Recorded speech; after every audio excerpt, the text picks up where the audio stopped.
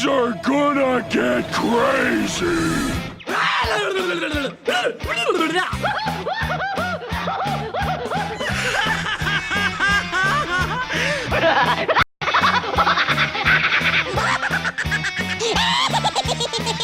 Most everyone's mad here. Well, what an unexpected turn of events. Welcome, ladies and gentlemen, to AniMat's Crazy Cartoon Cast. And let me tell you, for today's episode, I had to go and make some last-minute changes because, as you will see coming up, there is one story in particular that I had to go and start things off because it just happened. Like, I woke up hearing about this news and holy crap, right now on social media, or at least with the film community and the animation community, it's the one thing that everybody has been talking about, and it's been pretty nuts so far. And so far, as I am recording this, I think it's safe to say that we all still have a bit of the shock about it, but hopefully, even with that story, we will still have a bit of a good time, and we still got plenty of other stories to go and cover. So let me just go and ask, Chatwall, are you all ready for today's episode of AniMat's Crazy Cartoon Cast? Are you ready to go and start this off? Let me hear it, folks. Let's see, are we all ready? Yes? Oh, that's great, that's great. People seem to be all ready. People are all set. That is great, so let's go and get things started. And yes, as I have stated, this is a bit of a last-minute update. In fact, you could say this is a little bit of a breaking news, because today, as I am recording this, it has bursted out on the internet, and people are just still freaking out, and like I said before, we are all still in shock regarding this news. At least it's not like last time with Russi Taylor, where this was reported right after I finished off my podcast episode. At least this time we can go and start things off with it. So let's go ahead and just start off with that and talk about the unfortunate passing of legendary animator Richard Williams. Yes, just today, as I'm recording this, The Guardian has reported that Richard Williams has passed away. He was 86 years old, and it came from his family, where they have stated that he has passed away in his home in Bristol. And for those of you who don't necessarily know who Richard Williams is, I think the best way to describe him is that he is one of the very few people on this earth that we could legitimately call a master animator. Probably the most famous thing that Richard Williams has ever done is that this is the man who is credited to do the animation, or at least the animation director of Who Framed Roger Rabbit. This is the mad genius who knew how to perfectly blend hand-drawn animation, how to bring all these legendary cartoon characters and put them in a live-action environment in such a beautiful and seamless way, on top of cartoon characters interacting with live objects as well. It really was such a milestone in movies, in animation, and in terms of the technology in order to produce both movies and animation. But that's not all that he is well known for. Throughout his time, Richard Williams was also known for producing several other things, including the Oscar-winning 1971 adaptation of A Christmas Carol. He also did a lot of movie intros. Back in the 60s and in the 70s, there was a moment when movies would have like all animated introductions before going into the live action film, and Richard Williams has done a few, including a couple of Pink Panther films, which is another very popular thing that Richard Williams has done. But also another very noteworthy one is actually The Charge of the Light Brigade, where he did a lot of animated segments very reminiscent to the art style of back in the old days of England in the turn of the century, or during the Queen Victoria age. That's probably the best way to put it on that one. But in terms of animation fans, for animation people, there are two very significant things that Richard Williams is very synonymous with. Number one, he is the author of one of the most important books of animation that is still used today, which is the Animator Survival Kit, which, like I said, even to this day, a lot of people are quoting this as like one of the most important books to learn about animation, that if you want to get into the medium, if you want to learn how to actually animate something, then you got to go and read the book by Richard Williams. It's one of the most important and one of the most often used and still used in animation schools to this day, alongside The Illusion of Life by Frank Thomas and Ollie Johnston. But also, one of the craziest things that Richard Williams has done, and this is something that it has become a bit of a legendary story in the animation circles, is that for around 30 years of his life, he dedicated his time and effort in order to go and create what he would dub as the greatest animated feature of all time, with The Thief and the Cobbler. And that's pretty much a short little summary about Richard Williams and how he has pretty much revolutionized the medium, along with winning tons of awards. When you would go and look into some documentaries about Richard Williams and when he would go and create The Thief and the Cobbler, often what they would present is that Richard Williams would have tons of awards for all the different works that he has produced, including commercial works, some of his movie works, and all that kind of stuff, ranging from Oscars and BAFTAs. In fact, it even stated here that he has won a total of 3 Oscars and 3 BAFTAs. The Oscars of which, one of them I already stated was for the 1971 Christmas Carol adaptation, and also 2 of which were from Who Framed Roger Rabbit for Best Visual Effects, and also an honorary Oscar award. And with Richard Williams, when looking into his life, just like I said, he's one of the very few people on this earth that we could legitimately call a master animator. In fact, with Richard Williams, he was pretty much the only connection that we had in the modern day between right now and the old animators of the past. People like the 9 Old Men, or Ken Anderson, or Art Babbitt. Like, Richard Williams was that connection. He was someone that was very passionate about animation and wanted to learn from the true masters. And there was a moment when he did actually got a chance to go and collaborate with these masters, where he actually did get a chance to go and actually work with these people, to work with Art Babbitt, to work with Ken Anderson, and to work with some of the 9 Old Men, to do even some of his projects, actually. You may find that in some of his movies, like The Thief and the Cobbler, or even in his directorial debut, Raggedy Ann and Andy, there are some animation works that were done during their later years, where they would actually go and do some animations, whether it be on The Thief and the Cobbler, on several scenes, or even animating certain characters in Raggedy Ann and Andy. But looking into Richard Williams, this is a guy whom is not necessarily much of an animator, but a lot more of an innovator. This is a guy who wanted to look for so many different ways to really push animation to a brand new level. Because we've already learned a lot about some of the standards that many of the legends that they have already set, whether it be the old legends from Warner Brothers or Disney or whatever. But Richard Williams wanted to find new and very experimental ways in order to bring this medium to go into a brand new level.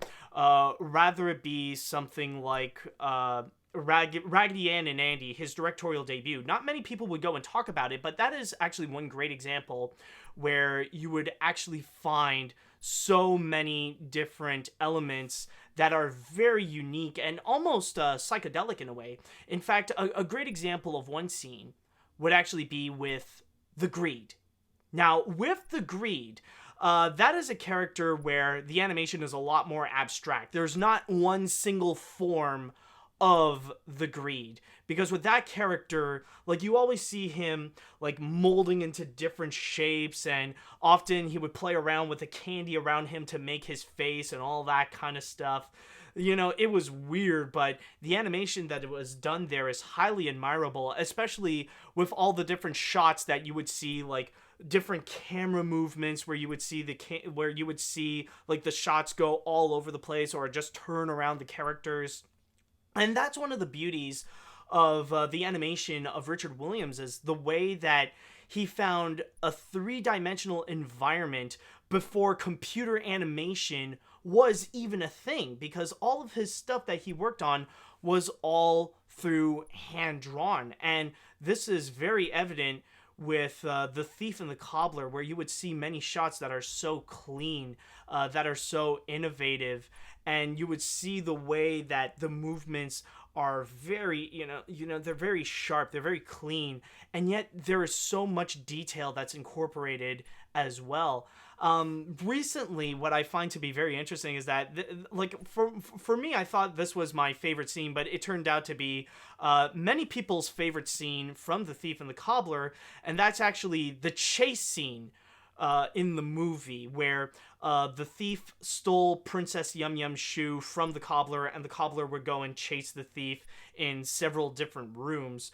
And in those rooms, you would find so many different optical illusions happening at the same time, because it's all a bit of a black and white background, but it opens up where it allowed Richard Williams and his animators to really play with the backgrounds and all the different ways that they could play with the whole chasing scene to make it not look like some stereotypical Tom and Jerry cartoon. They decided to add that element in order to make it a lot more artistic and unique, and really push the limits of what you can do with the animation. Like, that's probably one of the most standout moments of Richard Williams' animation. It's just absolutely beautiful, and probably one of the best animated scenes, period. It's just so beautifully choreographed, so well crafted, and so well thought out. It's just absolutely crazy. And that's where you would find a lot of the great moments. That's where you find like some of the true magic of Richard Williams. And this is not to mention, of course, about Who Framed Roger Rabbit and many of the beautiful moments. I've already mentioned about the ways that it perfectly blends hand-drawn animation and live action as well, where it just blends together so seamlessly, where it does feel like the two mediums belong in that same world. Now, it may not necessarily be the first movie ever to blend hand-drawn with live action, but it was definitely one that pushed it to a brand new level to make it feel like the cartoon characters are interacting with the live action environment, and for the live actors to interact with the cartoon environment. It's just, it worked out so beautifully in a way that it has never been duplicated ever since. You won't find any other movie that is like Who Framed Roger Rabbit, that they achieved such a they achieved such a technical marvel of blending both those mediums at the same time. And then you have the fact, but this is also to say, though, that when it comes to Richard Williams, he's not necessarily all that perfect. Which, ironically enough, it's actually his perfectionism that's also a bit of his biggest flaw. And I remember when I did my research on The Thief and the Cobbler, and it was actually not that long ago that I did all my research. I looked up, like, what the whole history was and what it's all about. And it was a very, very fascinating story, and probably one of the most interesting production histories in terms of an animated feature. It was a blast trying to research it and look up what it was all about. But the thing is, with his perfectionism, it's also a bit of his downfall, because that was the main reason as to why The Thief and the Cobbler never really got finished, because he was always pushing and pushing and pushing for his animation to be better than ever, to be the best than anything else that can ever be produced. And that's essentially why you would see the production being extended to just around 30 years. And when he had his golden opportunity to actually go and produce the movie and to actually go and finish it after he made Who Framed Roger Rabbit and then Warner Brothers came in, he pretty much dropped the ball where he was working on his own pace, which is something that companies don't want, especially Warner Brothers or the Completion Bond Company. They do not want that at all, and that's what ultimately got him so screwed over, is that he was just so focused on his project that he wasn't looking at anything else. He wasn't even looking at the deadlines or what was even happening, and they knew that he was part of the problem on why it would be finished. And that's why there was even rumors spreading around that some people may think that Richard Williams never wanted The Thief and the Cobbler to be finished. He wanted to work on that for the rest of his life, which is why he ended up getting kicked out, and we ended up with a massively inferior version.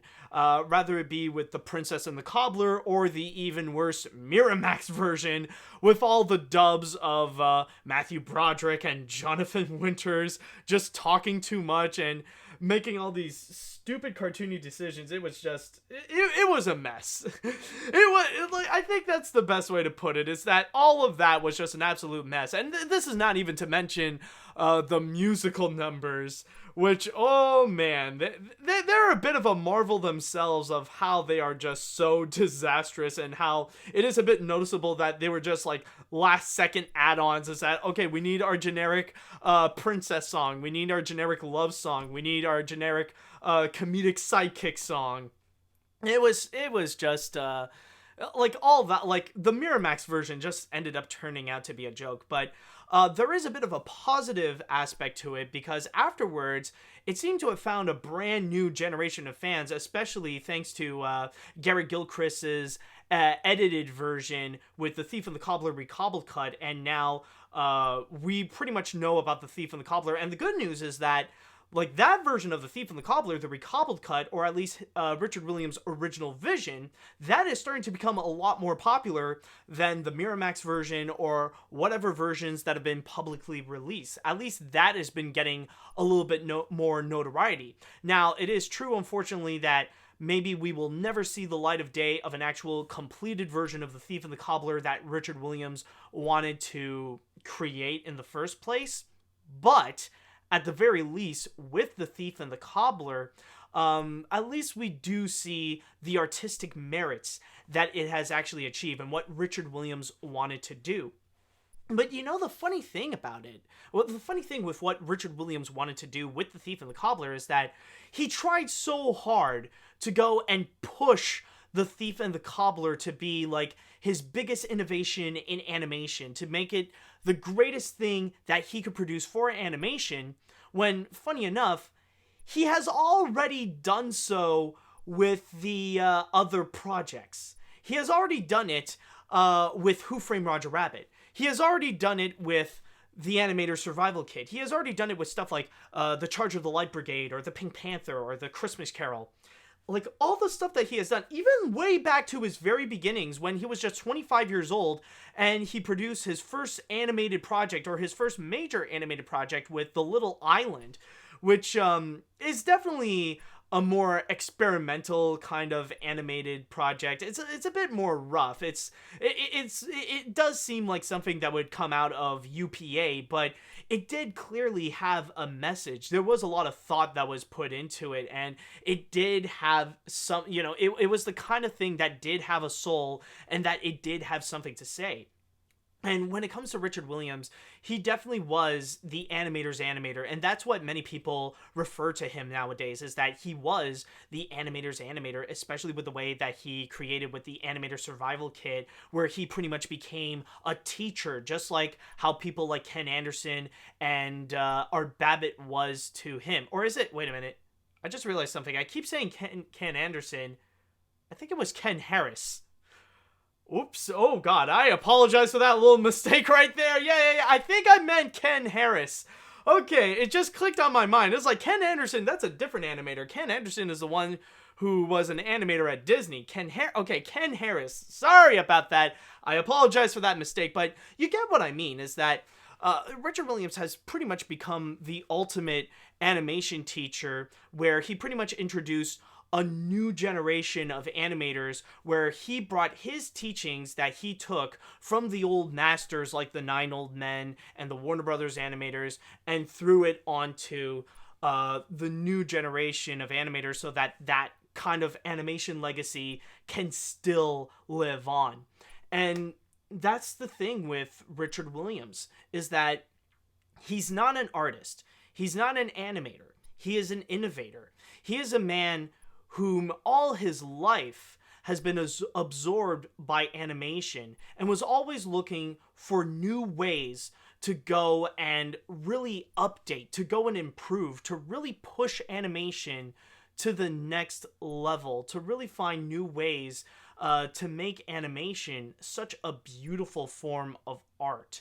And there has never been animation ever since that has been so clean, so beautiful, so artistic. Like, this is a man that really showed how animation can be a beautiful form of art. It really shows that animation can be something that's truly magical, that the visuals alone can really tell a powerful story, rather it be through with A Christmas Carol, or rather it be with Who Framed Roger Rabbit or The Thief and the Cobbler. He was really the man who set a brand new standard to animation, and for that, I really do thank him for that. And from there, I really do send my condolences to his family and friends, and may the legacy of Richard Williams live on, and hopefully his teachings and his artworks will inspire a brand new generation of animators to go and pursue animation just like how Richard Williams did, and show the beauty of animation and what else can animation do, is to find new things that you can do with animation.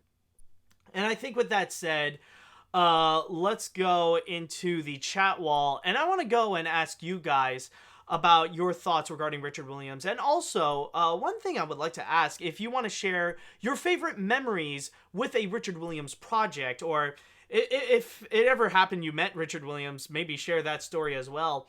If you want to go and share your stories about your favorite moments, whether it be through The Thief and the Cobbler or Who Framed Roger Rabbit, or some of his smaller projects like his commercials or his movie intros, then let me know the story. Well, I want to know what you guys think.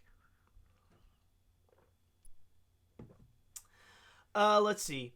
I absolutely adored Who Framed Roger Rabbit, and I think it remains one of the most innovative films of all time, since all time, up there with Star Wars and Edward Scissorhands. And who else can be thanked for bringing Toontown to life than Richard Williams? Rest easy, Richard. With your absence, the animation world has a gaping hole in it that's going to be difficult, maybe impossible to fill. Yeah, honestly, I think it could be more impossible than anything, because it's kind of crazy to think, like, who would, like, I'm sure a lot of people would ask, like, who would be the next Richard Williams or stuff like that. I don't know if we're ever going to have another Richard Williams. I don't know if we're going to have someone who would have as much crazy ambitions as Richard Williams did when he was doing things like Who Framed Roger Rabbit, and especially The Thief and the Cobbler. And we're never going to, I don't think we're ever going to see a project like Thief and the Cobbler ever again, considering, like, it's been so long in the making. That would you think that there's going to be an animator who would spend, like, so many years just to devote his time and a lot of his money in order to create something like that? I don't know. That would be nuts. Let's see. The story is depressing. Richard Williams never got the chance to finish The Thief and the Cobbler, and now he'll die never being to have his vision of the film. I hate the fact that if the recobbled cut ever gets a finished version, Richard won't get to see it and give it his thoughts. I saw Who Framed Roger Rabbit, and I thought it was phenomenal with its mix of live action and animation that still looks good in 2019. May Richard rest in peace, and he's probably up there with the animators from KyoAni. Yeah, I'm just going to say right now, I don't think that's ever going to happen, unfortunately. I don't think it's ever going to exist a actual completed version of The Thief and the Cobbler, or even a completed version of the recobbled cut, because I remember I chatted with Gary Gilchrist about it, and he mentioned that he's pretty much done with it, unless he mentioned unless there's someone out there who has a more cleaner version, like a better version of The Thief and the Cobbler that he could use. There's never going to be like a Mark V. Like, what we got now is what we get, rather it be with the recobbled cut or with Richard Williams' original vision. And I don't think it's ever going to happen that we're going to see a completed version, unfortunately. Let's see now. I guess Prologue will remain a short film. I would say that I would say have someone else help finish it, but we all know how well that happened last time someone took over Richard Williams' movie. Yeah, I'm just gonna... Yeah, I think also, like, when it comes to Prologue, because that was the other project that Richard Williams wanted to do. He wanted to make this another big, ambitious project that he was animating for a while. And, like, he wanted to do this... I think it was a Greek comedy that he wanted to adapt into a full-on animated feature. But he knew about his mistakes from The Thief and the Cobbler, so just in case... he would go out and he created the animated short. He would just release the short before anything else so that in case of moments like this, at least there is something. At least his project did not go out in vain and that we did actually get something. Rather, if there's going to be more of that being released, if we're going to have like several other animated shorts that are going to come out that will be on that project itself, I think we'll have to wait and see, but I think it really was a very smart move for him to release Prologue as an animated short on its own, and I don't think anyone else would have the capabilities to actually go and create the animation that is produced right there, because I'm just going to say right now that the animation done in Prologue is phenomenal. It is top quality animation that I don't think it can ever be duplicated, or that someone would actually have the artistic merit to actually create something like that ever again. It's just honestly crazy. You won't find anything else like it, and I don't think it will ever happen again. I never met Richard Williams, but his films are great, and he is an animation legend. I absolutely love Who Framed Roger Rabbit, and I think it's one of the greatest achievements in the history of animation, but I have yet to see The Thief and the Cobbler. May he rest in peace. Ooh, excuse me. May he rest in peace, often imitated but never duplicated. Rest in peace, Richard Williams. All right, very nice words to say. Let's see, do we have anything else? Well, a lot of people have something to say in here. Let's see, do we have anything? Okay. With Williams gone, The Thief and the Cobbler will perhaps never be fully completed, and Roger Rabbit will never be the same again if they decide to make a prequel sequel, with which now I hope they don't. Richard is one of my inspirations into animation, and now he's with other legendary animators who also inspire me, like Winsor McKay, Walt Disney, and Tex Avery. May his soul rest in peace, but his legacy will live on.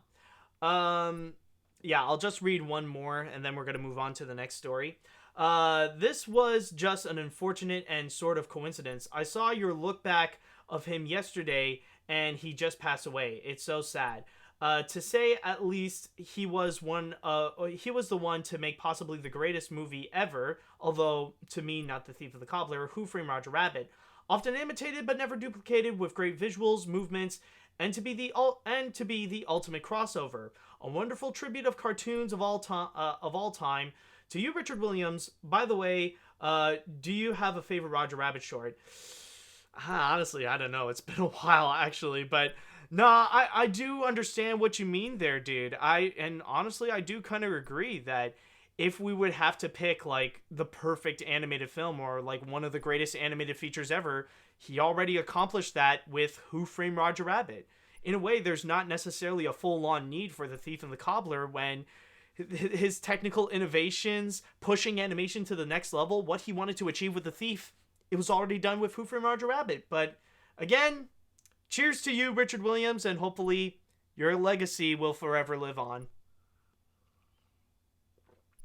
Okay, now with that done, let us now go to our next story. And originally, I wanted this to be the first story because this was definitely the one that, before, well, this happened, it was the one that people absolutely flipped over about, and on social media, man, did it burst a lot of nerves for people. It was just crazy when people were going out and talking about this. Because technically, we got a new king of box office right now, and that is The Lion King. First off, let me just go and refresh this a bit to see if we got a little update. Yes, we do indeed. And I am talking, of course, about the 2019 remake of The Lion King, officially becoming the brand new highest grossing animated feature of all time. Yes, this actually occurred last weekend when The Lion King actually surpassed not just Incredibles 2, but also Frozen to become the new highest grossing animated feature of all time, where I think it had like a jump of like more than $100 million from the global box office, which the previous record holder from Frozen, reading from my source here in Box Office Mojo, has a worldwide total of $1.276 billion. And as of right, oh, and also, that's not the only record that this movie broke. Because last weekend as well, it has also surpassed the 2017 live-action remake of not The Little Mermaid, of Beauty and the Beast, to now become the highest-grossing Disney remake of all time. As I am recording this, the Lion King remake now has a worldwide total of $1,351 million, with a domestic total of $487 million, which I wouldn't be surprised if in the domestics alone, it will also go out and actually beat off Beauty and the Beast. So it will be like a massive reigning champion at the box office. And let me tell you guys, I have never seen people get so shook over a box office record. Oh my god, the outrage against this was absolutely real. People were freaking out about the massive success of The Lion King it has received. In fact, there was even one tweet that I saw circulating around where there was someone who was like so upset, was freaking out of the fact that The Lion King made so much more than Spider-Man Into the Spider-Verse, where when it comes to that film, it has only made a total of more than $375 million, which in that regard, it's decent. It was okay at best. You know, in terms of animation standards, like that's, you know, it's alright. It is a hit. Sony made its money, but it's not necessarily something to really write down about. It's not really that noticeable. Even for Sony animation standards, it's, you know, it's just meh, really. Like, it pretty much almost made the same amount as Peter Rabbit. And like the numbers here, they're still nothing compared to what Hotel Transylvania would make. Like if Sony would have a choice to go and produce either another Hotel Transylvania film or another Spider-Man Into the Spider-Verse film, they would throw out Spider-Verse and make another Hotel Transylvania because it's a lot more profitable. But in comparison to the Lion King remake, the Lion King pretty much made about the same amount as Spider-Verse, except you add in $1 billion. And that's pretty much the main thing to emphasize on this. It's the fact that The Lion King made a stupid amount of money, and it's so far receiving so much backlash, and you're seeing so many people get so angry of that fact. And especially not just with its success, but also because of the new title, that because of how it is an animated feature, it is now officially the new highest grossing animated feature of all time. I feel like in this regard, this was actually brought to us because of a disgruntled animation fan who pretty much sold his soul with the devil, or he made a deal with the devil. That he was so upset that despite, like, the animation fan may not have liked the movie. He might have a bit of a hatred against it, but he wants people to call it an animated film instead of a live action film. You know about that old chestnut, that old argument that's circulating around the internet that even to this day, people are still arguing about it. And in regards to the deal with the devil, he made a deal saying that I want this to be called a live action film. And the devil was on the side like, okay, now more people are going to call this an animated film, but in exchange, they're not just going to call it an animated film, they're going to call this the highest grossing animated feature of all time, where its success will be beyond your imagination. So I wouldn't be surprised if that would actually be the reason as to why The Lion King ended up becoming so successful. But I'm gonna be real with you guys. In terms of how it did at the box office, let's be honest, is it really that much of a surprise? Is anybody really that shocked of the fact that this movie made more money than Frozen? Because, like a couple of weeks ago, I've already talked about this. I've already talked about how The Lion King is such a successful film, that despite that there are animation fans and movie fans and Disney fans calling out for a massive boycott on this, the general public doesn't care. And obviously the numbers show that they really don't care and they still want to go see it regardless. In fact, it managed to make a total of $1 billion in just 19 days since its first public release in China. So how would you be shocked of the fact that it's still making some massive numbers and it is still growing? Like, it's not just going to stay at $1.35 billion. It's still going to continuously grow. I wouldn't be surprised if by the end of its run, it could end up with like 1.5 billion or 1.6 billion because it really is that massively popular. And in terms of the reason why it ended up becoming a huge hit, I've already stated before that this is the movie that the general public wants to see, casual viewers. It's not made for movie fans or Disney fans or animation fans, but it's for the casual viewers who's just interested from time to time to see a movie if they're if they're intrigued to go check it out or not. It's more for them than for anyone else.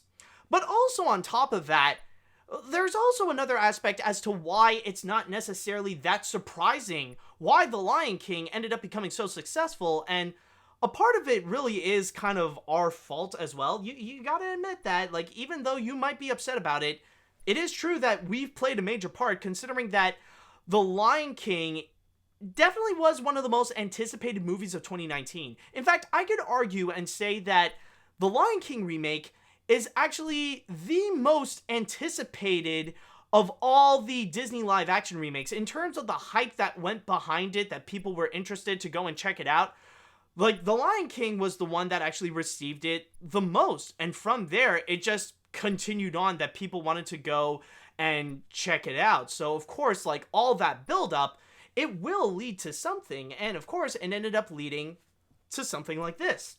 It got a lot of people talking, and this is what happened.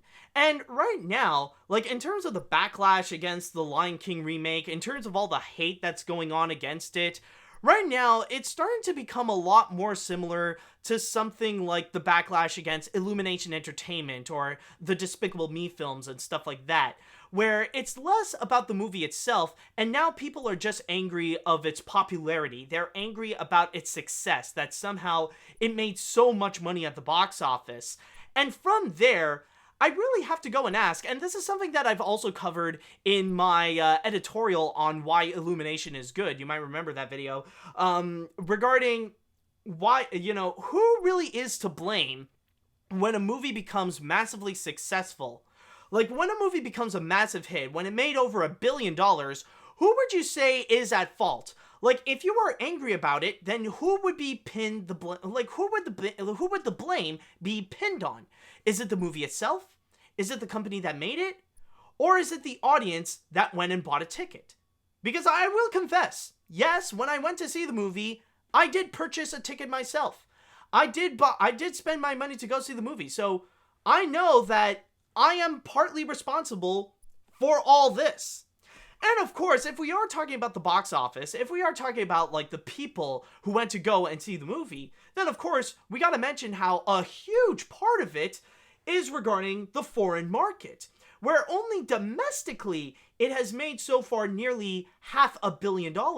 And yet, as I'm recording this, it has so far made $864 million in other countries alone. So if we check into the foreign countries, like who pretty much spend the most money on Disney, then of course there would be China. And of course China played a massive part. Apparently China gave out like nearly $117 million, so they played a big part. We got France that loved it with 62 million, Germany with 40 million, Mexico with nearly with 49 million. You got Russia with 42 million.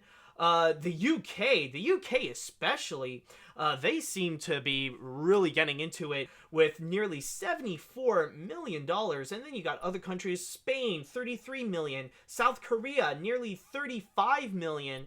Like, it really does. Netherlands, 22 million, India, 25 million. All these numbers just, Brazil has 60 million, Australia 37 million. All this really adds up. So this really is more of a global thing as to why people went to go and see The Lion King. There really is a massive market for this, and people from around the world really bought into it, and why we are seeing The Lion King becoming a massive success. Sure, it may not be as big as like freaking Endgame, but still, it is a massive hit. It is one of the most successful movies of all time. So really, that is kind of the big question. Who really is to blame for the success of The Lion King? Is it the movie itself? Is it Disney? Or is it the people who went to go and buy a ticket? So that's all I'm asking on this situation. And I will say, though, like, in terms of my thoughts on how this has become the highest grossing animated feature, like, there is one way that I could see how there is a bit of a positivity. Like, if we do have to look into the bright side, I will say, though, is that at least it's not the worst animated film out there, you know? At least, like, it could have been much worse, you know? I know there's a lot of hate right now against The Lion King, but at least it ain't something like Norm of the North or the Emoji Movie. You know what I mean? At least there are some actual good things to say about it, especially when it comes to the visuals. Sure, it may not necessarily be something that is suited well for the kind of story that it wants to tell, but the technical achievement that is done there is absolutely astounding. And of course, that also played a massive part as well to its success on how beautiful the visuals are, where there are some people who do legitimately believe that it is a live action Lion King remake, because yeah, it definitely looks live action. If it can fool people to think that this is a live action movie, then that really says a lot more about the movie itself, that it did an amazing job on the visual aspect. So honestly, I do feel like there could have been much worse movies out there, and I don't think many people will even consider this as the worst movie of the year. You're not going to find this to be among like, oh, this thing is absolutely terrible, it's in my #1 worst animated movie, it wins all the Razzie Awards, you know, like, it's not going to be like that. I mean, that's honestly my positive look into the fact that it is in there. It's mostly just, you know, it could have been given to a worse movie. And I don't think it's going to be the worst movie of the year. You know, it's just, you know, it's you know, it's not the best movie, of course, but people do have a bit of a misconception of the box office, that they think that, oh, the box office only, but like box office records, they only belong to the ones that merit it, you know, the ones that deserve to have it. If it's successful, that means it's a really good movie. That doesn't mean that at all. That is far from the truth. And I think that also plays into a major part into the anger and the backlash onto The Lion King's success, is the fact that they think that it's a successful movie means that it's a really good movie. No, it's not. And this is something that if you've analyzed the box office, if you've been paying attention on what movies have been successful and which ones have not, trust me, some of the best movies are often box office flops, and some really bad movies can be massively successful. So there is a bit of that misconception about box office records that people think that it only belongs to great movies. So with that said, I feel like overall, this does give a bit of a moral dilemma when it comes to the argument about, is The Lion King an animated feature? Because if you really do think about it, a lot of people may think about, is it an animated film or is it not? And some people are very serious about it, but I feel like we're in a bit of a moral situation. It's kind of like that game of would you rather. Like, would you press this button? If you press the button, you would get this, but it also means you would get this as well. Like, right now, people are kind of stuck in the situation where if you go and correctly call the Lion King remake an animated film, then that means you must also consider it as the highest grossing animated feature of all time. But if you falsely claim that it is a live action film, then that means you can still consider Frozen to be the highest grossing animated feature of all time. So that's pretty much the big idea of this whole thing. That's pretty much the big situation that people might have to go and face. So I don't know which one you want to pick, but yeah, that's so far the whole situation with The Lion King. So I guess the only comment that I could say about it is just, long live the king. And with that said, I want to go into the chat wall, and I want to ask, what do you guys think about The Lion King being so successful? Are you upset about it? Are you actually happy about it? Let me know your thoughts on the whole situation. Okay, let's see, where do we got? I was okay with the Lion King remake. I was expected for the movie to make $1 billion at the box office. I just think that the backlash about the movie is getting out of hand, and now the Disney remake haters are now on scale of toxicity fandoms of Star Wars and the cartoon community. Oh yeah, like, that's the thing. Its success, you know, the funny, and like I said before, like right now, the hate on The Lion King is less about the movie itself, and now it's just regarding the success of it. And it's gonna end up hurting the haters of the Disney remake more so than it would actually help them, because now the reasons are just gonna end up looking petty. And like, we've seen all this before. Like, we've seen this happen, especially like with the backlash against Illumination films as well, where the hate on the movies have gotten really out of hand just because they are massively popular, even though they're not the worst movies ever. And it's the same with this. Like, technically, yeah, it's inferior to the animated film, but it's not the worst film that we have seen. Let's be real on this. Okay. Oh boy. Speaking of which, let's see. Why?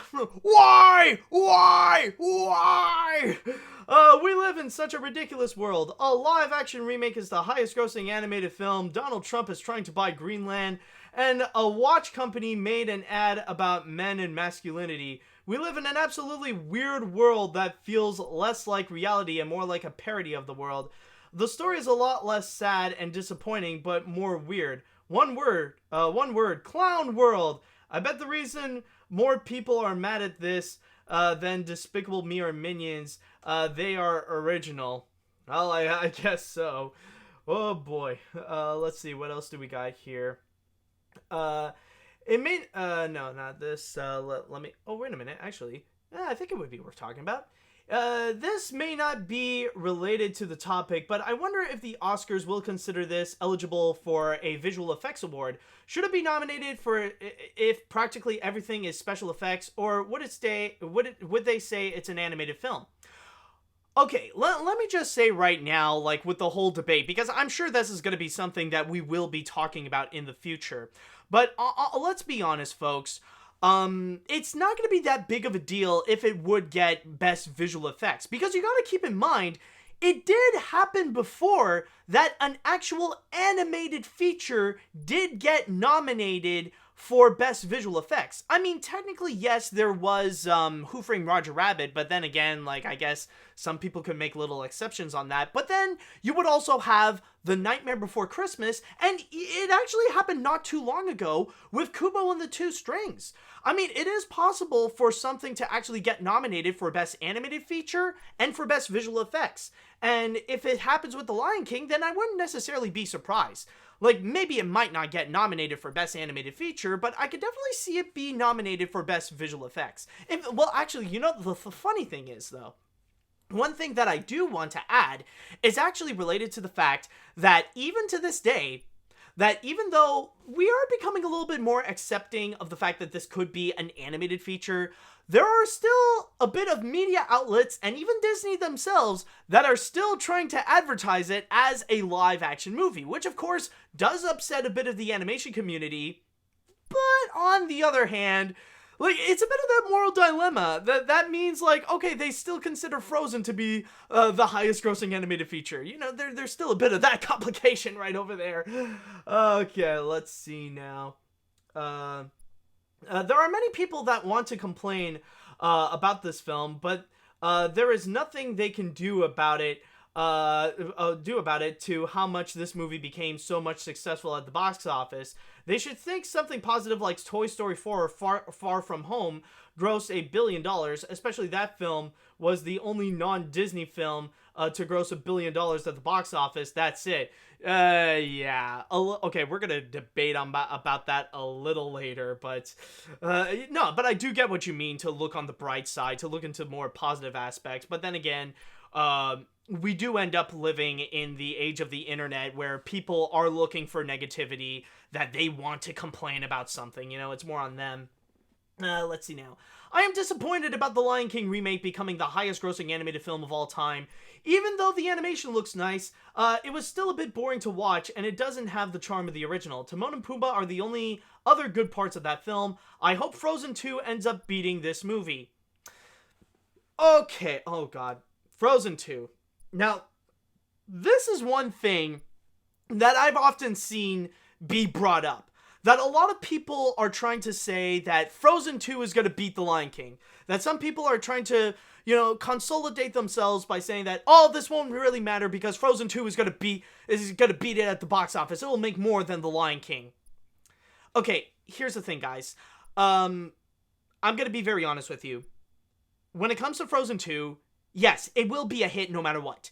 And I wouldn't be surprised if it surpasses $1 billion. I think that could pretty much be a guarantee right there. But beating The Lion King at the box office, I don't really think so. Because you gotta keep in mind, it's the Lion King right now, it's not gonna stop at $1.35 billion. It's still gonna continue to grow. It's still gonna be growing bigger than usual. And with the element of Frozen 2, I don't know if it's necessarily gonna be that big. I don't know if it's going to be that much of a giant phenomenon, unless it ended up like with Toy Story 4 and it got like raving reviews and considered like one of the best animated films of the decade. It's going to be honestly tough to imagine that it's going to end up making more than The Lion King. I think people are honestly saying that more for the case of wishful thinking, more so than thinking like realistically. So that's the thing. Again, I'm pretty confident Frozen 2 could be a success, but I don't necessarily believe that it's going to be big enough to surpass The Lion King at the box office, especially on its state that it is still growing. So I'm just laying it on that. Alright, so with that said, let's go ahead and jump onto our next story. And this actually refers to one of the comments on the chat wall where they have brought up that, oh, why can't people be a bit more positive, you know? Why can't people be a bit more happy and look into brighter side of the box office? You know, look into things like Toy Story 4 ended up becoming a huge hit. Well, you know what? Why don't we go and actually do that, by checking on the record of Toy Story 4, where this week, it has officially surpassed $1 billion. Yes, it is true, Toy Story 4 is now the next movie to go and surpass $1 billion at the box office. And from there, it has crossed so many different records, and I will do the best I can to go and list them all for you here. So, of course, with Toy Story 4 crossing $1 billion, it officially makes it the 42nd movie ever to cross $1 billion at the box office. And even this year alone, it has now become the 6th movie to make more than $1 billion, which pretty much makes a brand new record for 2019 to have the most movies cross more than $1 billion. And also, on top of that, it makes it the 5th movie for Disney this year to cross $1 billion, right next to Avengers Endgame, Captain Marvel, somehow I drew a blank there, The Lion King, as I already mentioned, and the live-action remake of Aladdin. And I mean, technically there is also Spider-Man Far From Home, but let's be honest, guys, even though that one is distributed by Sony, it's a Disney film. I mean, come on, let's be real. It's a part of the Marvel Cinematic Universe. It has characters that appeared in different Marvel movies, especially in Endgame. And it was all pretty, and it is made by Marvel Studios. Like, yeah, sure, Sony is the one who is pretty much handling it, but for the most part, its success is mainly because of Disney, because Disney made it, and Disney established the Spider-Man character that you see in Far From Home. So technically, I guess you could say that Disney has 5.5 movies that have crossed $1 billion at the box office. I mean, say what you will, like, let's be honest, a Sony Spider-Man film would be something like Venom or Spider-Verse, but when it comes to the Marvel Cinematic Universe ones, like Homecoming and Far From Home and the upcoming third one, they're still Disney films regardless. No matter what you say, Sony is only there to go and distribute it. That's it. And, anyways, going back into Toy Story 4. Now, in terms of the animated feature aspect, it has officially become the 8th animated film to have crossed $1 billion at the box office, and also the 4th one by Pixar to have crossed $1 billion, right next to Finding Dory, Incredibles 2, and Toy Story 3. And speaking of which, it has actually become the 2nd animated franchise in history to actually go, and also Disney's first, by the way, to actually have 2 movies in which they have crossed $1 billion. The first one who have done so, of course, is Despicable Me with Minions and Despicable Me 3. There probably are a few other records, but as I am recording this right now, let me go and refresh that. So checking onto Box Office Mojo, so far, Toy Story 4 has made a domestic total of almost $423 million, with a worldwide total of nearly $1,003 million. And if we are going to talk about regarding if there is a movie that deserves its massive success, then honestly, this is definitely it. And this is actually one where I feel actually very happy that a movie that is so well crafted, and one that we can pretty much say so far is one of the best movies of the year, that has received such a great, massive success. I am really happy that Toy Story 4 managed to do it. And it really goes to show that Toy Story 4, it really is the little movie that could.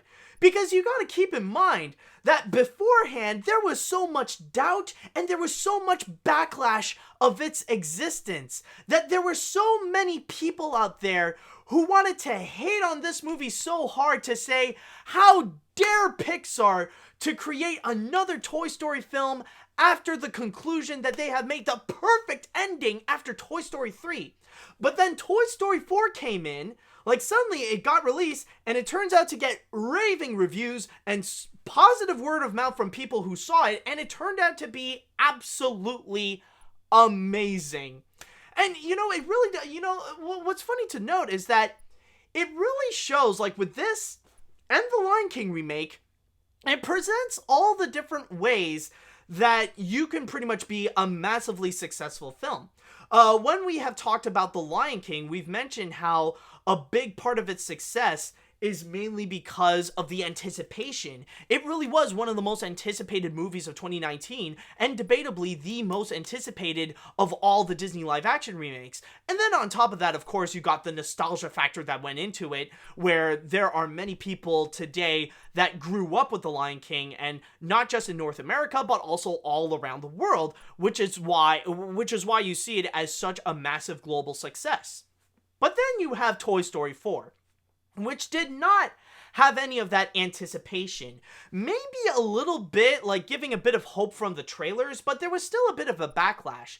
But then when the film finally got released and people actually saw it, that's when the moment they noticed that, wow, this is actually an amazing feature film. Like, this was something that critical acclaim and positive word of mouth actually came out and really saved this movie. That's why you see it as much of a massive success, and it's growing to become even more successful than Toy Story 3. And there, and it's not just those two ways as well. There's also another way where you can just rely on just word of mouth as well. And case in point, you take a look at the live action remake of Aladdin. A little bit like Toy Story 4, it actually did receive backlash throughout the making of it and throughout like the years before of its release, where it did get into a bit of controversies, and also there were a few trailers that came out that did receive some backlash, especially the one where we have our first look ever into the Will Smith genie, where it was collecting all the dislikes on YouTube.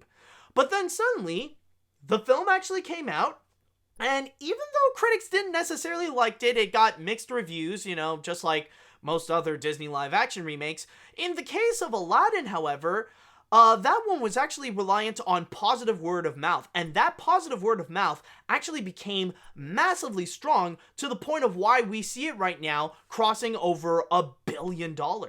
So it really goes to show about all the different ways that a movie can be successful, rather it be through the long anticipation and the hype of The Lion King, where then you also got the critical acclaim of Toy Story 4, and then with Toy Story 4, with the critical acclaim and pretty much achieving the impossible, especially with a fourth movie becoming so legendary and so beloved, like almost considered a masterpiece and stuff like that. And then you would get a case of like Aladdin, where it really is not necessarily because of the critics, but mainly because of the public, where they were passing around positive word of mouth, and they were talking about the things that they adored from it, especially with actors like Will Smith as the genie, and also Naomi Scott as Jasmine. So there are all these different ways. And in the case of Toy Story 4, as someone who absolutely adored the movie, and I think I even gave it a full-on 10 out of 10 in my review. I love this movie so much. But yeah, I feel like if we have to discuss about if a movie deserves its success or not, Toy Story 4 is definitely one of them. And I am glad that this year, this is the animated film that so far has achieved $1 billion. And in the case of Disney, I'm just gonna say right now, like, a lot of people are talking about how Disney is pretty much dominating 2019 with its movies, and you gotta keep in mind they're not finished yet. They still have a few more movies coming out. Now, of course, there is also Maleficent, Mistress of Evil. We don't know how that's gonna be. I'm not expecting that one to be as big of a hit as much as many of the other movies we are seeing right now. But you gotta keep in mind, coming soon, towards the end of the year, we got Frozen 2, and we also got Star Wars: The Rise of Skywalker, which those are going to be two other movies that are going to surpass $1 billion, especially like Frozen 2, the sequel to one of the biggest animated films of the decade, and then The Rise of Skywalker, that's pretty much the finale of the modern trilogy that we have right now. I know a lot of people are saying about, that it's so mixed, it's divided among the Star Wars fans. Let's be honest, even the Star Wars haters are gonna buy a ticket to go and see this, or the Last Jedi haters are gonna go and buy a ticket to see this movie. Like, let's be real, they are gonna be a big factor into the success of it, even though they want to try to, as much as possible, to frame Disney as losing money, that they're destroying Star Wars with dumbass SJW reasons or whatever things that don't exist, like SJWs or forced diversity or whatever garbage they would make up.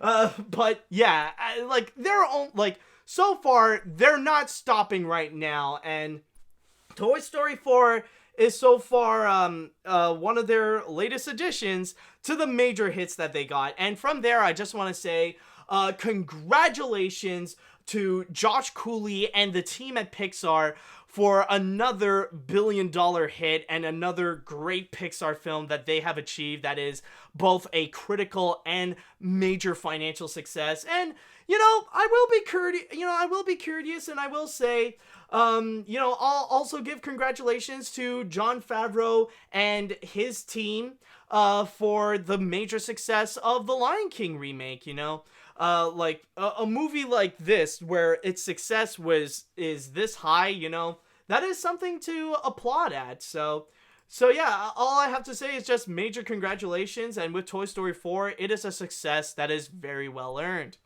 Okay, so with that said, though, now it is time that we are going to go and move on to the chat wall, and I want to know what you guys think about the success of Toy Story 4. Do you think that one is well merited? Do you think it's not? Let me know what you guys think.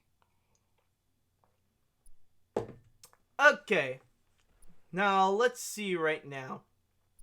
Oddly enough, Pixar's billion-dollar success so far only happens with sequels. So far, the highest grossing original Pixar film is Finding Nemo back in 2003 with $940 million. And while I am glad that Toy Story 4 managed to gross $1 billion just like its predecessor, my only hope is that Pixar for its upcoming original films like Onward and Soul is to make $1 billion in the next decade. Again, if we are talking about who's responsible for the success, do you want to blame the movie, the studio, or do you want to blame the people? So that's the thing. You can't really get angry at the movie itself for being such a huge hit, even if it's coincidentally a follow-up and not an original feature. Let's see. I am so happy this film passed $1 billion. I'm glad this film is doing well. The movie is great itself with its great emotional story, well-evolved animation from 1995 to 2019, and new fun characters. I will try and get the DVD and Blu-ray on film for Christmas because it deserves as much money and praise as it can get, and if people can't see that, well, now they say that the movie will make a huge mark for box office records. Yeah, absolutely. Let's see. Toy Story 4 may be on the weaker scale on Toy Story films, but it is still a fantastic film that absolutely deserves a full $1 billion. It didn't make me cry as hard as Endgame or hell, even Rocket Man, but I still walked out of it saying, I'm not crying over an animated ragdoll cowboy. You're crying over an animated ragdoll cowboy. Also, Matt, just gotta say, we got a troll among us. Yeah, I'll see what we could do for that. But yeah, with Toy... Yeah, we can debate about, if Toy Story 4 is one of the better or weaker films, but honestly, as I've said many times before, it doesn't necessarily matter because they're all amazing. Toy Story 1 through 4, they're all fantastic films. Does it really matter if we have to rank which one is better and which one is worse? It's not an easy thing to go and decide. Let's see now.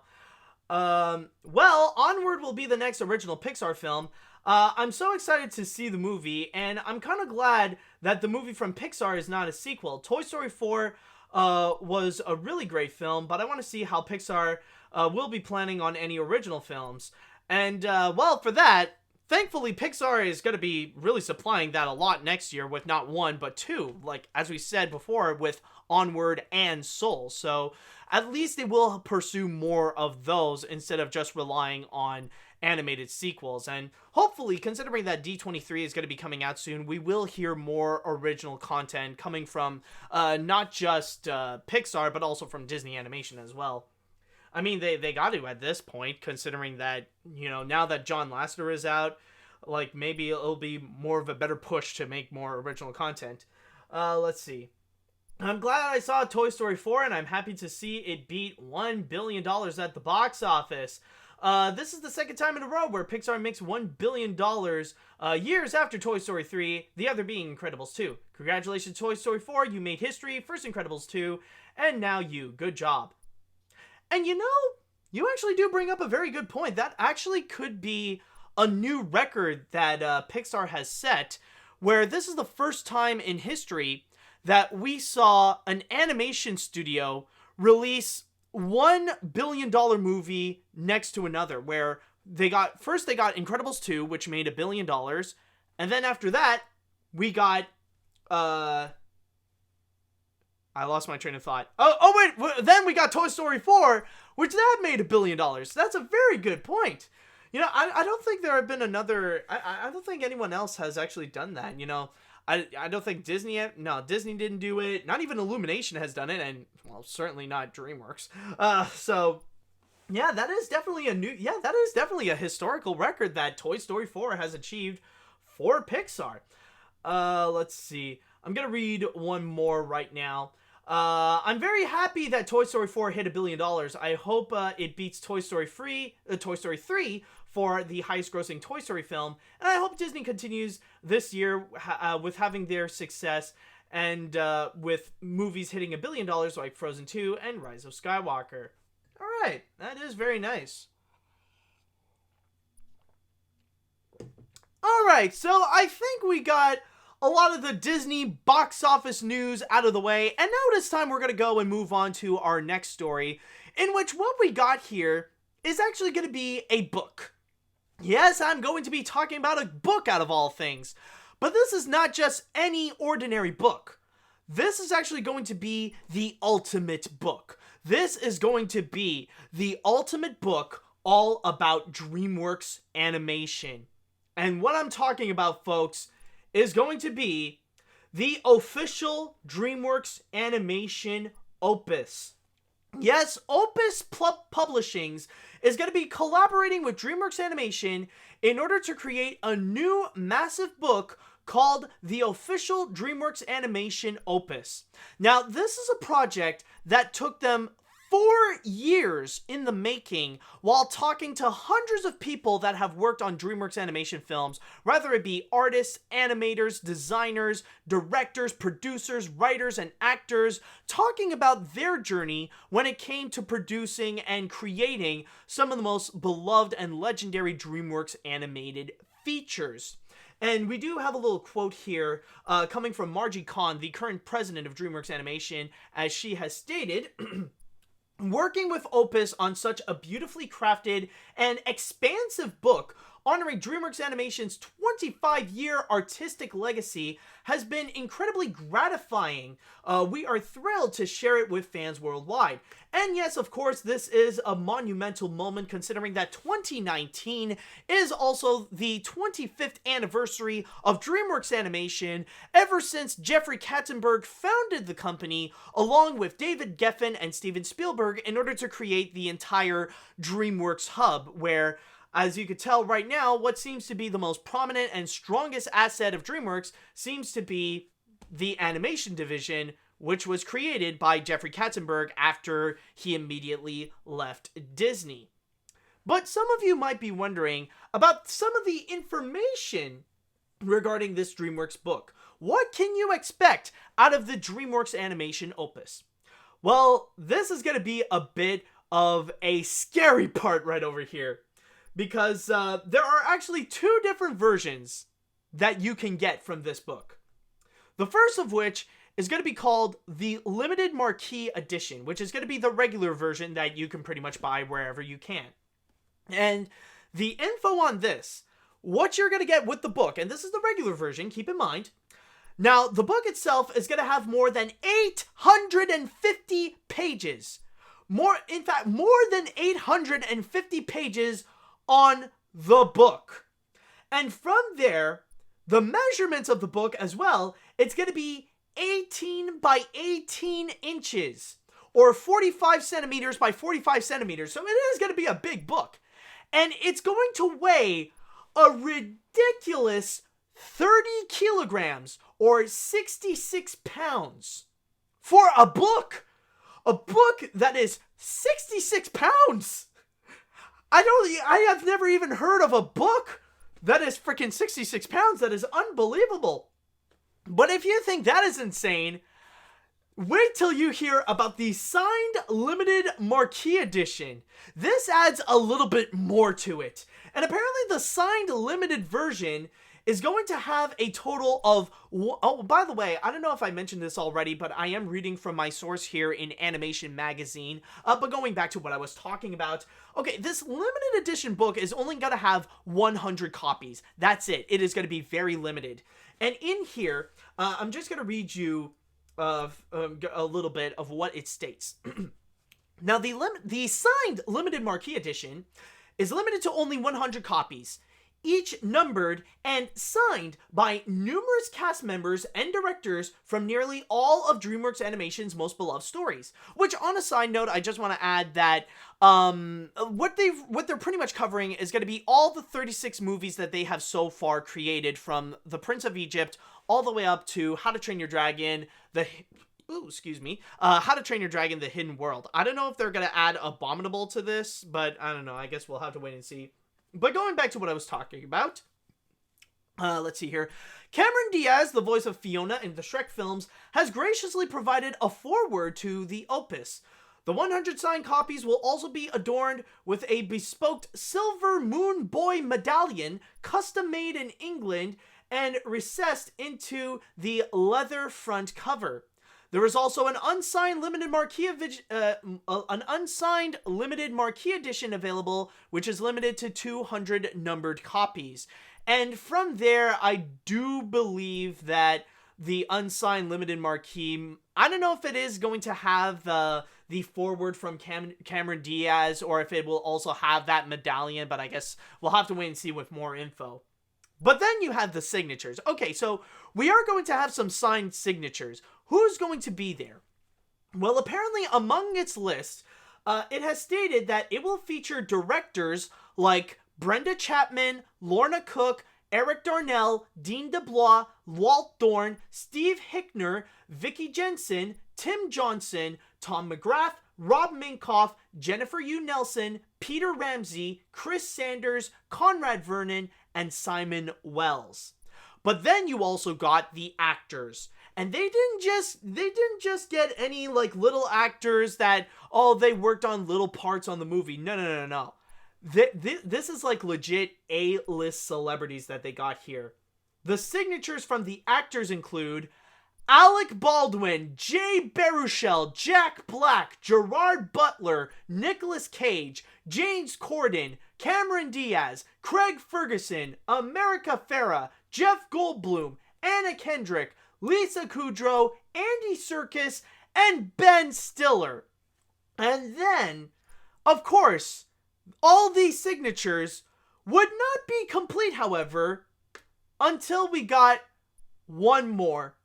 We have to get the signature of our boy, the founder of DreamWorks Animation, Jeffrey Katzenberg. So you got all these signatures in one giant book.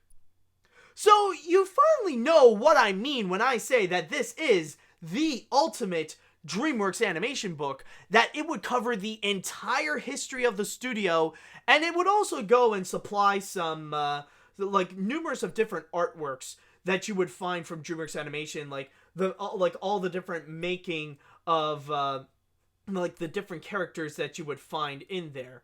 Like, it would feature everything. All that you need to know about DreamWorks Animation will all be in that book. But as amazing as it is, I gotta say that the sheer size of it, like, it is honestly insane to think about. The fact that it's like 18 by 18 inches, has over 850 pages, and weighs 66 pounds. Now, to give you guys a little bit of a comparison, this is not necessarily the first time that a book like this was actually released. And I actually got one right over here. Oh boy, let me just get this. I actually got a book right over here. It is called The Art of DreamWorks Animation. The publisher is by Abrams, and it's by Ramin Zahed, with a foreword by Jeffrey Katzenberg, with an introduction by Bill Damashke, I believe that's his name. So you might be familiar with this book. It was actually made back in 2014 in honor of the company's 20th anniversary, and in total, I had to double check, this has over 300 pages, and the measurements, it is about a foot high and 10 inches long. That's pretty much the whole information that we got on this book right over here that I am holding. But the funny thing with this book is that right now with the Opus, it's pretty much saying that this book is pretty much nothing. That in terms of the comparison, the size of it is that it's going to be the same height, except you add like half of its size, like plus it's going to be 1.5 its size, and also like its length as well is going to be big. It's going to have nearly like 2.5 the amount of pages, like nearly 3 times the amount of pages, and the weight is going to be 66 pounds. And this book, even though it has only more than 300 pages, like it's already heavy as it is. Like for an art of book, it's already ridiculously huge, and it already has so much information. Like it already has so much artwork and so many amazing stories inside. It's still a great book, but it is just crazy to imagine that the Opus is going to be much larger than that. But there is one thing that I will say about this Opus book, something that frightens me. And we don't have the information yet, but one thing that I know is going to be horrifying to look at, it's going to be the price. I mean, releasing a giant book more than 850 pages long that's going to be massive, you know that thing, and plus the fact that there's also going to be a version where it's going to be signed by major celebrities and filmmakers, and it's going to have a silver medallion onto it, you know that this isn't just going to be like your typical $50 art of book. This is going to be expensive as F. It's going to be absolutely insane with the price. I don't know how, like, they didn't say how much it's going to be. Like, I even checked on the website. It doesn't even specify a price, but so far, I would not be surprised if this book is going to be somewhere in the 3-digit range. It's going to be somewhere like $200 or $300, or it might even be the same price as a Nintendo Switch. And then, like, you got the frickin' the limited sign marquee one. Like, that one, I can pretty much say that it could be a safe bet that we could enter into the 4-digit mark. That this is gonna, like, the sign marquee version is gonna be like over $1,000, or maybe even like $1,500. That would not surprise me one bit. As much as this book seems amazing, as much as I would love to have this book, it is gonna be massively expensive. It is gonna be absolutely ridiculous. And on top of that, I wouldn't know where to put it.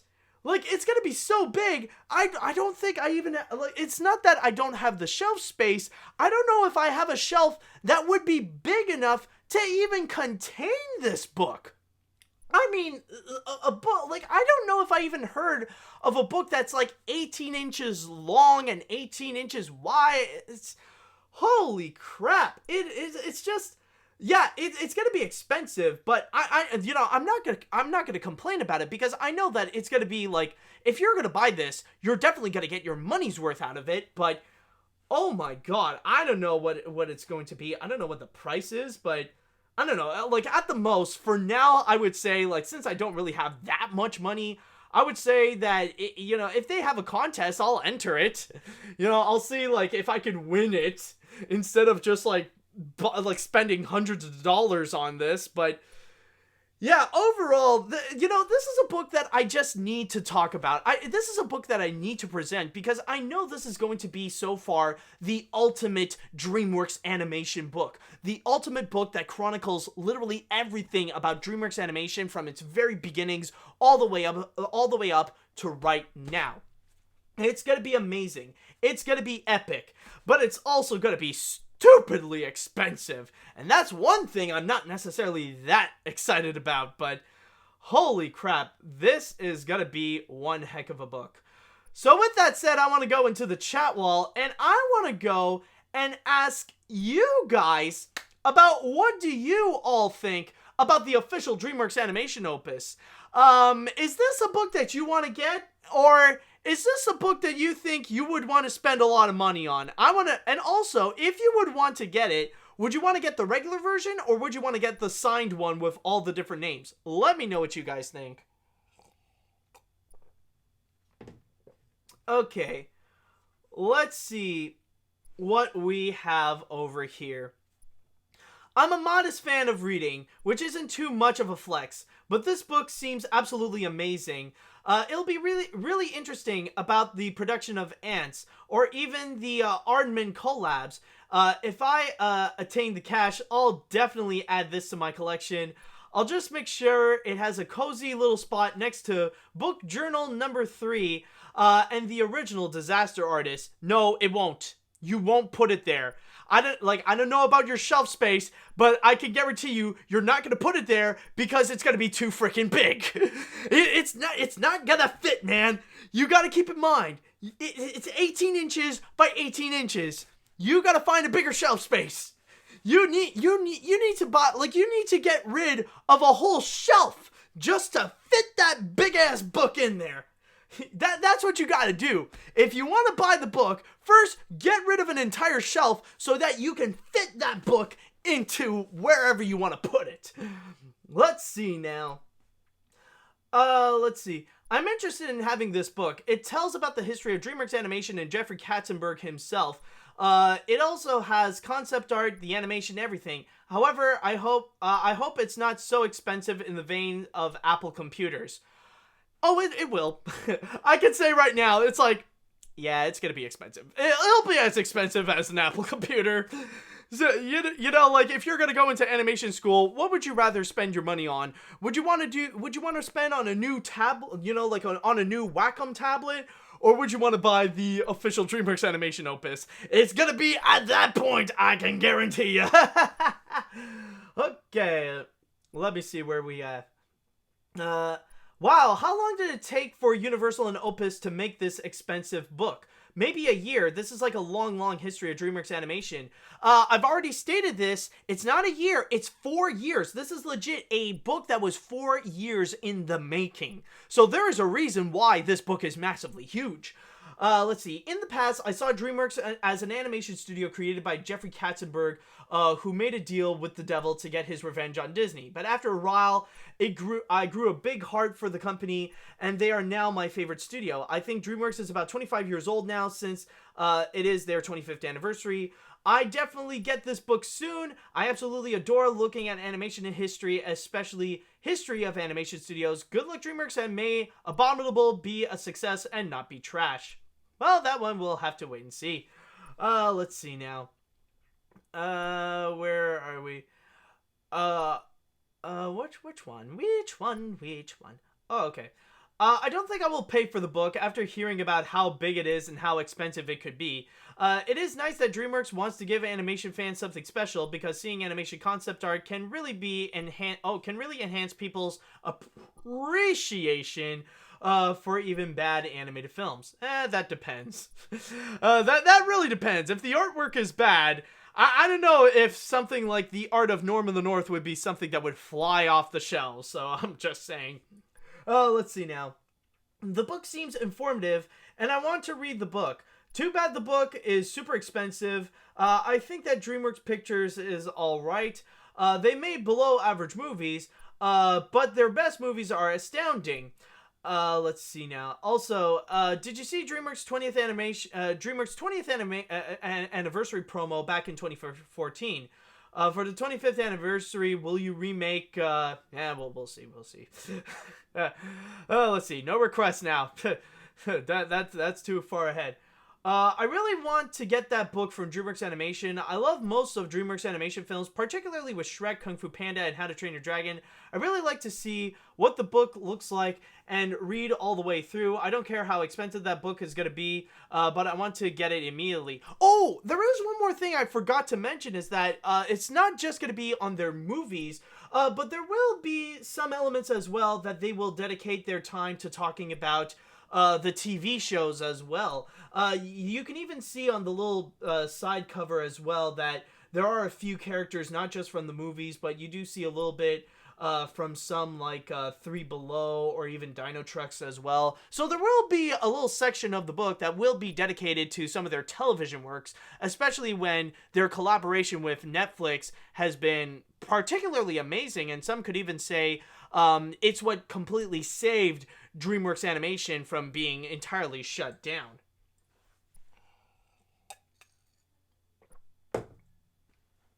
Okay, so with that said, it is now time that we shall head on to the grand finale.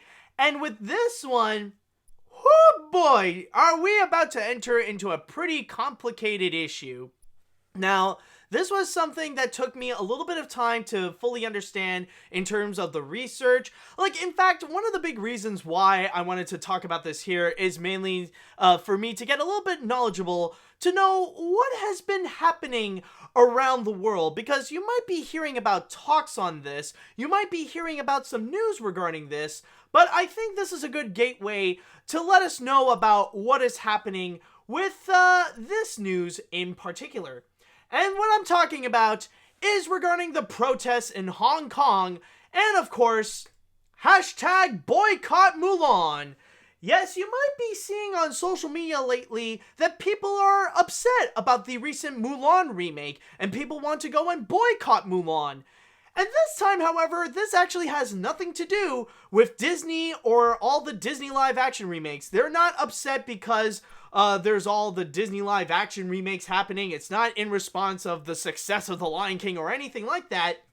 It is actually because of the star of Mulan, Liu Yifei, where she actually went on the Chinese social media site Weibo, and she actually expressed her opinion about the Hong Kong protests and says that she is in support of the police, where she has stated, reading from my source here on Deadline, as it states, "I support Hong Kong's police. You can beat me up now. What a shame for Hong Kong." And hashtag, I also support Hong Kong police.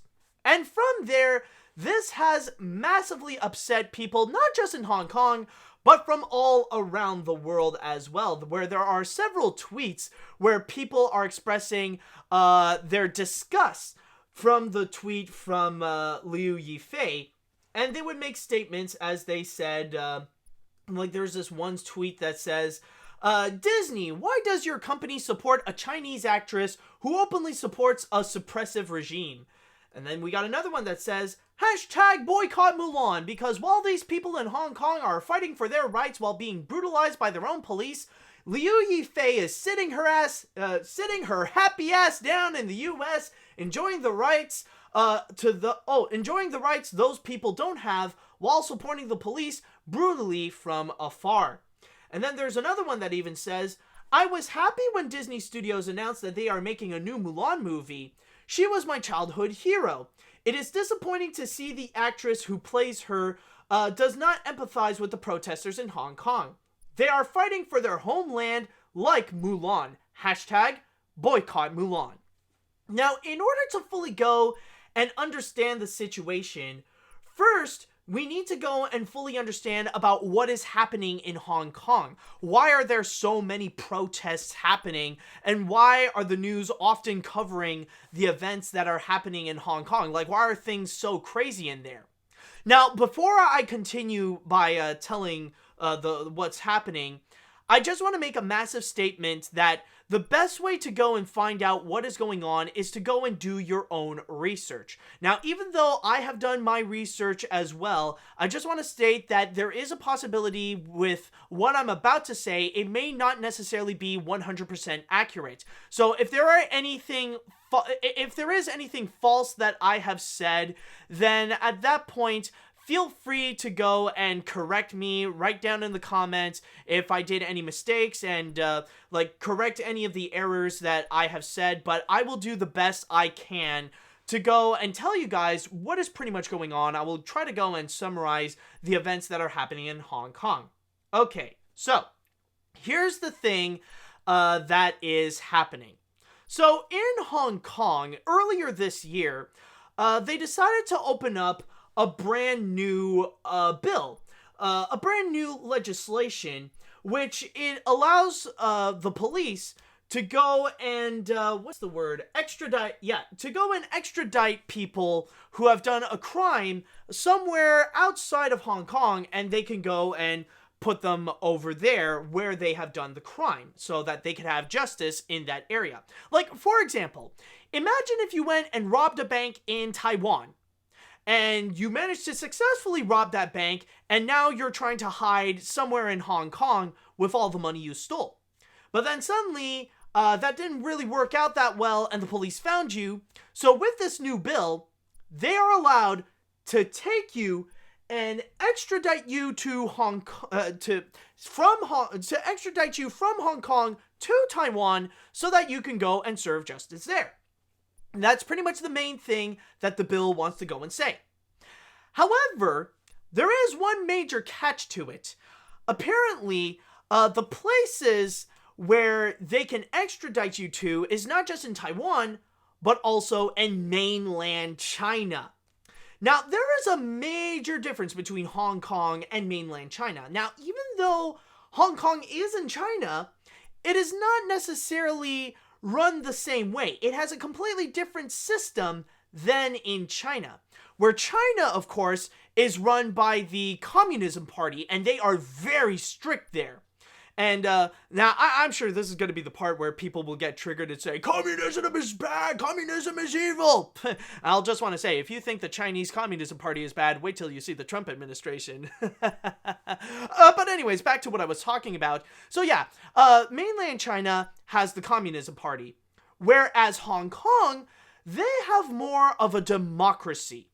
Now, in those people, with the people of Hong Kong, they have more of autonomy. They have more of their own say of what they want to do. So from there, what the people of Hong Kong are very worried about is that because this new bill also includes mainland China, they're pretty much worried that this would go and open the gate so that mainland China could come in and their system would go and infect Hong Kong as well, where the Hong Kong people might end up losing their rights, and they might end up losing their autonomy and also their freedom. So that is what Hong Kong is worried about, is if China can come in and their rights would pretty much be gone, and Hong Kong would be no different than the rest of China. So from there, the people of Hong Kong are very upset, and they have been very vocal about it with a lot of protests, where the protests have been stated to be so massive that hundreds of people are there to go and express their thoughts about the bill, and they say that they do not like it, and at the very least they do not want mainland China to ever be involved, or just flat out remove the bill, make the bill dead, and we can all move on as if nothing happened. But that's not what happened. The protest began back in March, but then it started to go into a very dangerous cycle, where the protests would happen, and then the police would come in, and they would hold nothing back, and they would go and attack the protesters, which from there results in more protests, where even more protesters would come in, and the police would come in, and they would be a lot more brutal to go and try to stop the protesters, and it would climb up and would become more and more and more crazy. So that's pretty much the situation that we are in now. And I think the quickest and best way to summarize it is that Hong Kong introduced a new bill, the people of Hong Kong really don't like it, they're making massive protests about it, and now they are pretty much at war with the police. Which brings us all to what we got here. And again, I may not be 100% factually correct on that, but that's pretty much the main gist of it. But going back into the situation that we have here with Liu Yifei, where she would state that she is in support of the police instead of the protesters, the more you look into it, the more you do your research about the Hong Kong protests, the more you look at what Liu Yifei did, the more you realize, girl, why'd you even do that? Girl, why'd you even go out of your way to say, you support the police instead of the protesters? Like, that really, like, the more you think about it, the more you realize that it really was a dumb move of her. Because the thing is, there is one tweet that actually stated, that actually said it best, is actually the fact that while while these people in Hong Kong are fighting for their rights while being brutalized by their own police, Liu Yifei is sitting her happy ass down in the US enjoying the rights that those people don't have while supporting the police brutally from afar. Because the thing is, when it comes to Liu Yifei, if we look into the reality of the situation, no matter what happens in Hong Kong, rather if they pass the bill or not, in the case of Liu Yifei, she's still gonna have her rights no matter what. She is still gonna be free, and she is still gonna be standing strong as a big name celebrity in China. No matter what, she'll still have her rights regardless of what happens. And for her to make a comment that she supports the police and not side with the people, like, she's not showing signs of empathy with the protesters of Hong Kong. She's just saying, like, yeah, I like what the police are doing, when there's a lot of backlash with the actions of the police. I don't know if there have been any casualties that have been reported, but there have certainly been a whole lot of reports regarding thousands of injuries, some of them that could be permanent damage that actually did occur. And she's just sitting there, she's just sitting there like she knows everything is fine with her regardless of what happens. And she's saying, yeah, I'm okay with the police. Yeah, that's a major no. That is causing some major problems. I don't know why you would even go as far and just state your support about that. I think honestly it's ridiculous. That really is the case. I don't know why you would even go as far and do that. I'm sure her PR people are pretty much pissed off about her. I don't know, like, and this happened very recently. In fact, as I'm recording this, I believe it has been like 2 days ago this has been recorded. 2 days ago that it has been reported. And from there, I don't know if she has actually apologized for this or anything like that, but yeah, like, I don't know what she has to gain by showing support of the police, unless, like, yeah, she sides with the force and no matter what happens, she'll be okay with it. Like, I don't know. It really does make her look bad, where you see that there is a massive disconnect with her and the people of not just in Hong Kong, but also in China in general, where it's all, like, basically, for the Hong Kong people, this is pretty much the equivalent of when Marie Antoinette said, "Let 'em eat cake." She's saying, I don't care about your rights, I care about the police, and I believe in them more than I believe in you. But you know what the funny thing is about this whole situation? Is that, technically, Liu Yifei is not the only prolific person who showed her support to the police of Hong Kong. There is also another one who is facing another similar scenario as Liu, and that is actually Jackie Chan. And that is another person who is actually very vocal about his support of the police over the people of Hong Kong. And Jackie Chan tried his best to make things neutral, to make things equal. He's trying to say, I just want peace in Hong Kong. My main goal is that I want peace and harmony to be restored in Hong Kong. But if you state that you support the police, that ain't gonna frickin' help. So honestly, yeah, I can understand completely with the people of Hong Kong why they are so upset with Liu Yifei and Jackie Chan. And I'm just gonna say right now, if you're ever planning pretty soon to go on a trip to Hong Kong, don't ever mention these people. Don't ever mention about Liu Yifei or Jackie Chan, because they're not in the mood to hear about these people. Because right now in Hong Kong, they're pretty much in the mentality of either you are with us or you are against us. And if you don't side with the protesters, for them, that pretty much says that you're the enemy. Or if you show support for the police, that means you're the protesters' enemy. So, honestly, I really do feel like it really is a bad move and really bad timing of Liu Yifei to go and just state that. I think it's honestly just a bit ridiculous that she made that comment, and hopefully she will set it back. But with all that said, there is one more question to be asked regarding this whole situation, and that is regarding the hashtag itself, boycott Mulan. Like, is it possible that this little statement from Liu Yifei isn't going to affect the performance of Mulan? And I'm going to be very honest here, I don't think so. Because you got to keep in mind, in the case of the live-action remake of Mulan, that movie is not going to be out for a long time. It's still months ahead. Like, it's not going to be released until the end of March 2020. So honestly, we still got like several months to go through, and you never know what's going to happen in the future. Like, maybe there could be a case that Liu Yifei is going to change her mind, she will make an apology, and she will show her support for the protesters.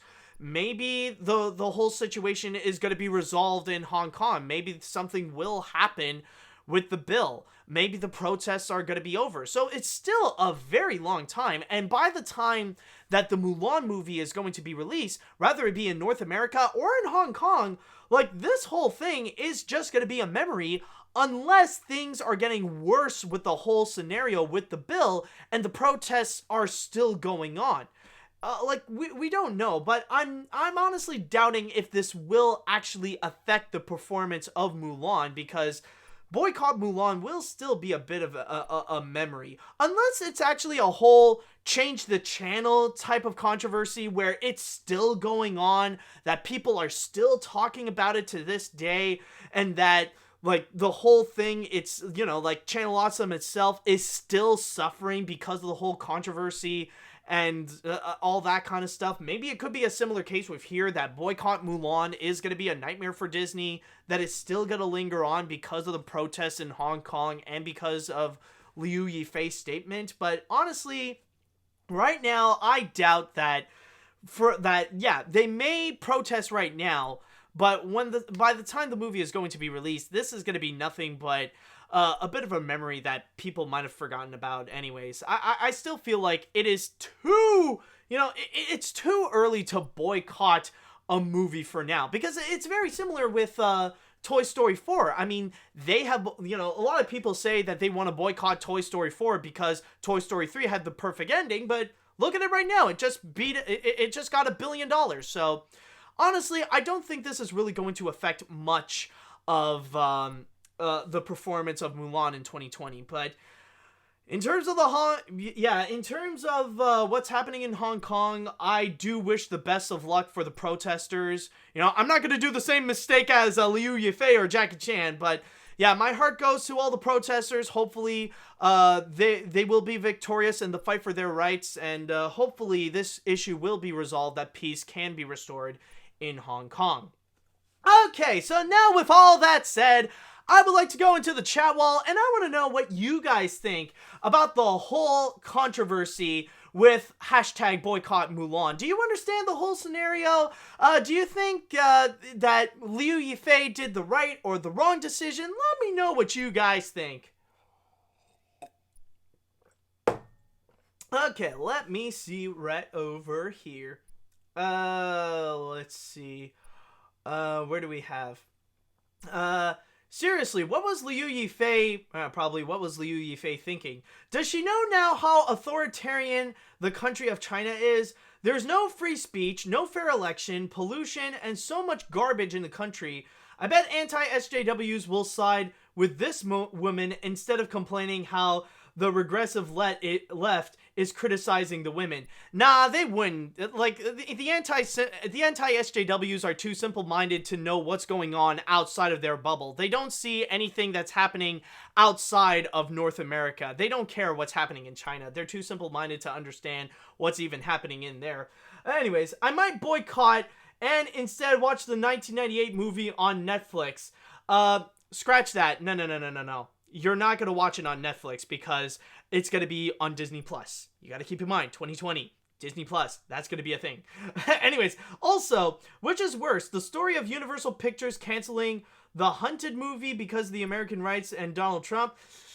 Yeah, I'm just going to say right now, if I may put in a quick comment on The Hunt, yeah, I mean, this is not the first time something like that happens, and I would not be surprised if The Hunt is going to actually be released. I mean, imagine the marketing possibilities, like, come and watch The Hunt! See the movie that Donald Trump and Fox and Friends doesn't want you to go check out!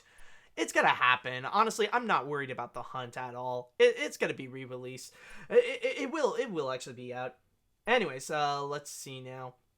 Actually, I have a way out of this boycott. I can't boycott the new Mulan if I wasn't planning on seeing it in the first place. I see what you're doing. But seriously, Liu Yifei supporting police brutality is honestly kind of disgusting. Like I said, I'm going to avoid the new Mulan and stick to the original film.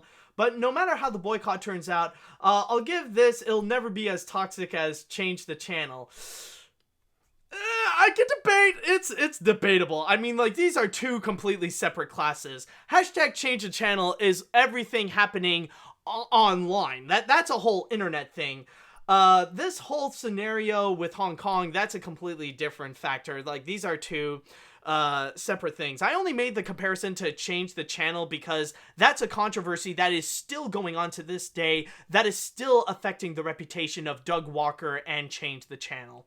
So that's why. So that's only as far as the comparisons can be on the scenario.